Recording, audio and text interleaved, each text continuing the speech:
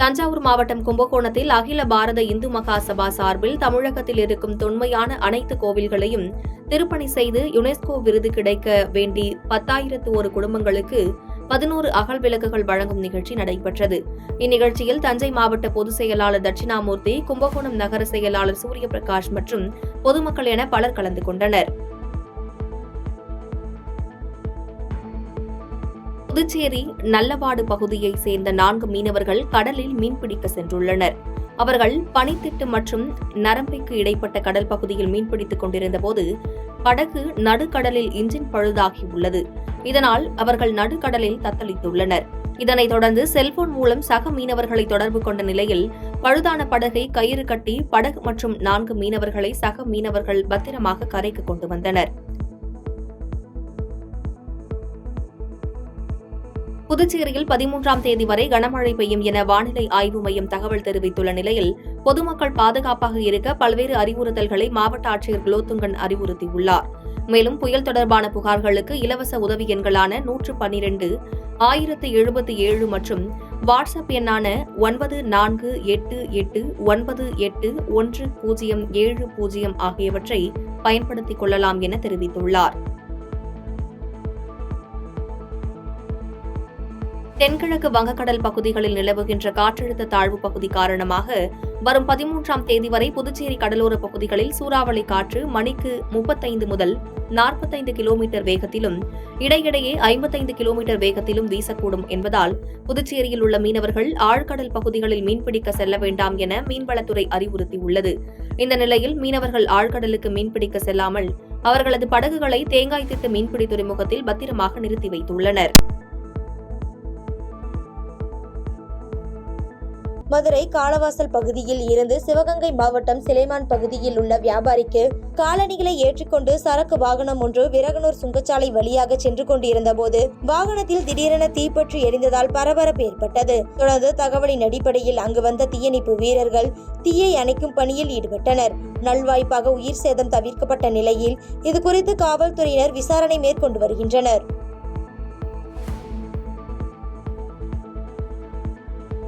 தொடர் மழை எச்சரிக்கையையொட்டி பாண்டிச்சேரி மாநில பேரிடர் மேலாண்மை ஆணையம் கேட்டுக்கொண்டதின் பேரில் முன்னெச்சரிக்கை நடவடிக்கையாக ராணிப்பேட்டை மாவட்டம் அரக்கோணம் பகுதியில் அமைந்துள்ள தேசிய பேரிடர் மீட்பு படை 4வது படை பிரிவு வளாகத்தில் இருந்து 30 பேர் கொண்ட ஒரு குழு மீட்பு உபகரணங்களோடு பாண்டிச்சேரி பகுதிக்கு விரைந்துள்ளனர். மேலும் அங்கு முன்னெச்சரிக்கை நடவடிக்கையாக நிலை நிறுத்தப்பட்டு அங்கிருந்து பல்வேறு பகுதிகளுக்கு மீட்பு பணிகளை மேற்கொள்ள அனுப்பப்பட உள்ளதாகவும் மேலும் பல குழுக்கள் அடங்கிய வீரர்கள் தயார் நிலையில் உள்ளதாக தேசிய பேரிடர் மீட்பு படை அதிகாரிகள் தெரிவித்துள்ளனர். திண்டுக்கல்லில் தமிழ்நாடு ஊரக வளர்ச்சித்துறை தொழிலாளர்கள் சங்கத்தின் 5 அம்ச கோரிக்கைகளை வலியுறுத்தி தப்பாட்டம் அடித்து ஆட்டம் ஆடியவாறு ஊராட்சி ஒன்றிய அலுவலகத்தில் இருந்து மணிக்கூண்டுவில் நடைபெற்ற மாவட்ட பொது மாநாட்டிற்கு பேரணியாக சென்றனர். இதில் 1000க்கும் மேற்பட்டோர் கலந்து கொண்டனர். திண்டுக்கல் மாவட்டம் கொடைக்கானல் மலைப்பகுதி முழுவதும் பலத்த சூறைக்காற்று வீசி வருவதால் சாலை ஓரங்களில் உள்ள மரங்களுக்கு இடையே ஆபத்தான நிலையில் வாகனங்கள் பயணித்து வருகின்றன. மேலும் கொடைக்கானல் மலைப்பகுதியில் பல்வேறு இடங்களில் கடுமையான பனிமூட்டம் நிலவி வருவதால் பொதுமக்களின் இயல்பு வாழ்க்கை பாதிப்படைந்துள்ளது.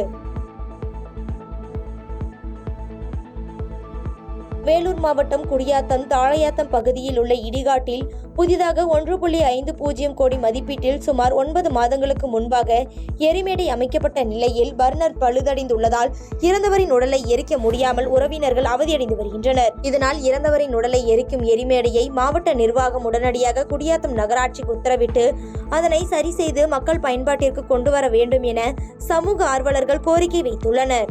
சொன்னால் யாரும் கேட்க மாட்டாங்க. நாங்கள் சொன்னோன்னு சொல்லிவிட்டு எங்களை வேலையை விட்டே நீக்கி விடுவோம். அதனால் எங்களுக்கு அந்த வேலை என்ன நாங்களும் அமைதி ஆகிட்டோங்க. அதனால் இப்போ என்ன இருக்குது, சுற்று வட்டாரத்தில் பார்த்தா சமூக விரோத கூடாரமாக அது செயல்பட்டு கொண்டு இருக்குது. பாத்ரூமுக்கு போனால் அங்கே இடம் இல்லை, அங்கே புல்லு மறைச்சிக்குது, அதுக்கான கதவு இல்லை, ஒன்றும் இல்லை. சுற்று வட்டாரத்தில் அப்படியே தான் இருக்குது. எல்லாம் அதை சமூக விரோதம் அது பல சூழ்நிலை அது மக்களுக்கே தெரியும். இந்த நிலை மாறணும், அது பயன்பாட்டிற்கு கொண்டு வர வேண்டும். அதனுடைய மாவட்ட ஆட்சியர்கள் உடனடியாக நாளையே அந்த பகுதியை ஆய்வு செய்து அந்த கமிஷனரை அழைத்து நகரமன்ற தலைவரை அழைத்து ஏன் இவ்வளவு காலம் அது பயன்பாட்டில் இல்லை, எதற்காக இல்லை, நிதி இல்லையா, அது உங்களுக்கு கவனக்குறைவால் இந்த நிலை ஏற்பட்டதா, மக்கள் கொண்டு வருகின்ற அளவிற்கு என்ன தவறு செய்வது, யார் எங்கே தவறு செய்வது, அந்த அதிகாரி மீது நடவடிக்கை எடுக்க வேண்டும். அது பயன்பாட்டிற்கு கொண்டு வந்து மக்களுடைய பயன்பாட்டு கொண்டு வந்து அது மக்களுடைய திருப்தி அடைய ஆட்சியர் அவர்கள் கனிவோடு கேட்டுக்கொள்ள, நீங்கள் அதை செய்வீர்கள் என்ற நம்பிக்கையோடு இருக்கிறோம், நீங்கள் செய்வீர்கள் என்ற நம்பிக்கையோடு இருக்கிறோம், நீங்கள் அதை செய்ய வேண்டும் என்ற கனிவோடு கேட்டுக்கொள்கிறோம். வேலூர் மாவட்டம் குடியாத்தம் அருகே விவசாய நிலத்தில் புகுந்த 5 காட்டு யானைகள் வாழை, பப்பாளி உள்ளிட்ட பயிர்கள் சேதப்படுத்தி நாசம் செய்துள்ளதால் விவசாயிகள் வேதனையடைந்துள்ளனர். மேலும் வனப்பகுதியை ஒட்டியுள்ள விவசாய நிலங்களில் அவ்வப்போது தொடர்ந்து யானைகள் விவசாய நிலங்களை சேதப்படுத்தி வருவது தொடர் கதையாகி உள்ளதாகவும், சேதமடைந்த பயிர்களுக்கு வனத்துறையினர் போதிய இழப்பீட்டு தொகையை வழங்குவதில்லை எனவும், யானைகள் வராமல் தடுக்க யானை பள்ளம் அமைத்து தர வேண்டும் என விவசாயிகள் அரசுக்கு கோரிக்கை விடுத்துள்ளனர்.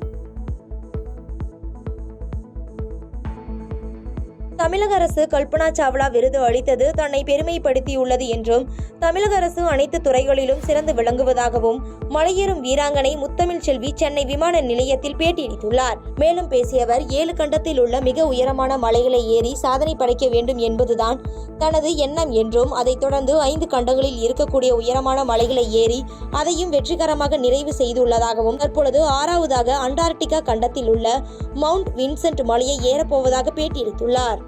குளோபல் வார்மிங் அவேர்னஸ் கிரியேட் பண்ணணும் அப்படின்றது என்னோட எண்ணம். ஏன்னா நான் அண்டார்டிகா போகிறேன். அண்டார்டிகாவில் தான் பனி உருகி இன்னைக்கு கடல் மட்டம் உயர்ந்து கொண்டிருக்கிறது. அதனால் கடலோர பகுதிகள் எல்லாம் மூழ்கிறதுக்கு வாய்ப்பு இருக்குன்னு சயின்டிஃபிக் ரிசர்ச்சில் சொல்லியிருக்காங்க. ஸோ அது விழிப்புணர்வு ஏற்படுத்துறதுக்காக நான் அண்டார்டிகா மலையிலேயே போயிட்டு அந்த விழிப்புணர்வை ஏற்படுத்துறதுக்காக போகிறேன். இது எத்தனை நாள் பயணம்? இது டோட்டலாக 23 டேஸு. அதில் 15 நாள் மலையேற பயணம்.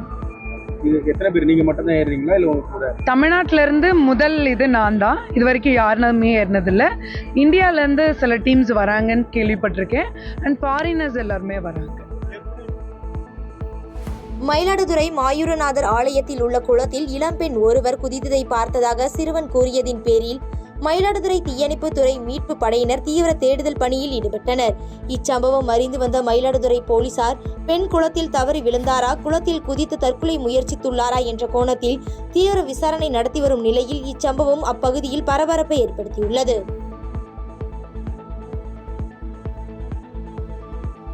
கடலூர் மாவட்டம் நெய்வேலியில் ரூபாய் 18,25,00,000 மதிப்பீட்டில் நீதிமன்ற கட்டடம் மற்றும் நீதிபதிகள் குடியிருப்பு கட்டடங்களுக்கு மாவட்ட ஆட்சியர் சிபி ஆதித்யா செந்தில்குமார், மாவட்ட முதன்மை நீதிபதி எஸ் ஜவஹர் ஆகியோர் தலைமையில் நெய்வேலி சட்டமன்ற உறுப்பினர் சபா ராஜேந்திரன் அவர்கள் முன்னிலையில் நெய்வேலி நகரம் பழைய இந்திரா நகர் பகுதியில் அடிக்கல் நாட்டு விழா நடைபெற்றது. இந்த அடிக்கல் நாட்டு விழாவில் மாவட்ட தலைமை குற்றவியல் நீதிபதி நாகராஜன், நெய்வேலி சார்பு நீதிபதி உமா மகேஸ்வரி உட்பட பலர் கலந்து கொண்டனர். கடலூரில் இரவு தொடங்கி விடிய விடிய கொட்டி தீர்த்த மழையால் வீடுகள் மற்றும் சாலைகளில் மழைநீர் தேங்கி குளம் போல் காட்சியளித்தது. இதனால் பொதுமக்கள் வீடுகளிலேயே முடங்கியிருக்கும் அவலநிலை ஏற்பட்டுள்ளதால் பொதுமக்களின் இயல்பு வாழ்க்கை பாதிப்படைந்துள்ளது. விருதுநகர் மாவட்டம் அருப்புக்கோட்டை சுற்றுவட்டார பகுதிகளில் இன்று அதிகாலை முதல் பல இடங்களில் பரவலாக மழை பெய்தது. மழை காரணமாக அருப்புக்கோட்டை சுற்றுவட்டார பகுதியைச் சேர்ந்த விவசாயிகள் மகிழ்ச்சி அடைந்துள்ள நிலையில் பொதுமக்கள் வீடுகளில் முடங்கியுள்ளதால் பொதுமக்களின் இயல்பு வாழ்க்கை பாதிப்படைந்துள்ளது. தமிழகத்தில் ஆங்காங்கே மழை பெய்து வரும் நிலையில் நீலகிரி மாவட்டம் முதகை, குன்னூர், கோத்தகிரி ஆகிய பகுதிகளில் இன்று அதிகாலை முதலே அதிக மேகமூட்டம் மற்றும் சாரல் மழை பெய்து வருகிறது. இதனால் வாகன ஓட்டிகள் எதிரே வரும் வாகனங்கள் கண்டறிய வாகனத்தின் முகப்பு விளக்குகளை எரியவிட்டு வாகனத்தை இயக்கி வருகின்றனர். மேலும் பொதுமக்களின் இயல்பு வாழ்க்கை பாதிப்படைந்துள்ளது. பாதகம் செய்பவரை கண்டால் நாம் பயங்கொள்ளலாகாது பாப்பா, மோதி மிதித்து விடு பாப்பா, அவர் முகத்தில் உமிழ்ந்து விடு பாப்பா. அண்மை செய்திகளை உடனுக்குடன் தெரிந்து கொள்ள இணைந்திருங்கள் இயம்நாடு தொலைக்காட்சியுடன்.